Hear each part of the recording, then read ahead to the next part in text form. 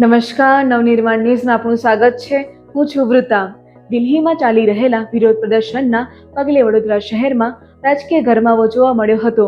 રાહુલ ગાંધીની અટકાયતાના વિરોધમાં અને કેન્દ્રીય શિક્ષણ મંત્રીના રાજીનામાની માંગણી સાથે વડોદરા શહેર કોંગ્રેસ સમિતિ દ્વારા વિરોધ પ્રદર્શન યોજવામાં આવ્યું હતું। વડોદરાના માંજલપુર વિસ્તારમાં આવેલા સરસ્વતી સર્કલ ખાતે મોટી સંખ્યામાં કોંગ્રેસના હોદ્દેદારો, આગેવાનો અને કાર્યકરો એકઠા થયા હતા અને સરકાર વિરોધી જોરદાર નારેબાજી કરી હતી।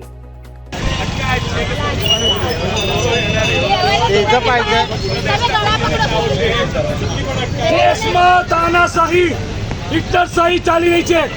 જે વિદ્યાર્થીઓ, યુવાનો દિલ્હીમાં આંદોલન કરે એ આંદોલનને કચડવા માટે જે રીતે પોલીસે લાઠીચાર્જ કર્યો, નાના છોકરાઓને માર્યા, વિદ્યાર્થીઓને માર્યા, શું ભાજપના નેતાઓમાં માણસાઈ નથી? આ માનુષી અત્યાચાર કરી રહ્યા છે। आज रोज यहाँ पर प्रोटेस्ट किया गया था, पर सभी कांग्रेस को यहाँ पर डिटेन किया गया, क्या कहना चाहिए? हिंदी में बोलो ने।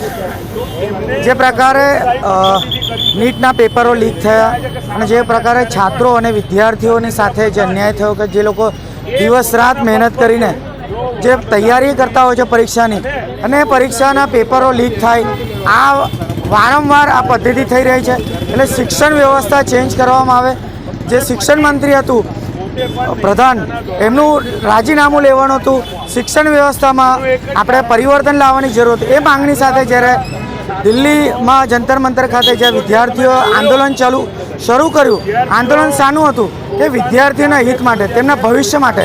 ત્યારે સરકાર જે હિટલરશાહી છે, લોકશાહીને દબાવવા માટે પ્રયત્ન કરી રહી છે।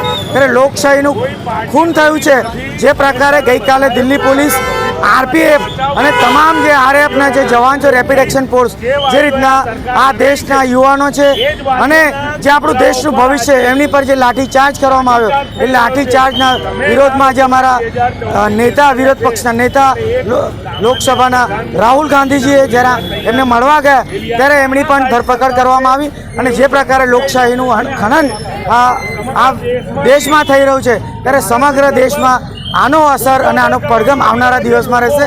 અને એને જોતા અમે માંજલપુર વિધાનસભાના મત વિસ્તારમાં સરસ્વતી કોમ્પ્લેક્સ ખાતે આંદોલન, એક ધરના કાર્યક્રમ રાખ્યો હતો। પણ અહીં પણ જે પ્રકારે પોલીસ દરેક કાર્યક્રમમાં કોંગ્રેસના કાર્યકર્તાઓને રોકવાનું અને દબાવવાનું કાર્ય કરે છે, પણ અમે કોંગ્રેસના સૈનિકો છે, દબાવવાના નથી। જ્યાં પણ યુવાનોની હિત આવશે, દેશના લોકોની હિત આવશે, કોંગ્રેસ પાર્ટી દરેક જગ્યાએ અગ્રેસર રહીને આંદોલનના માર્ગે આગળ રહેશે।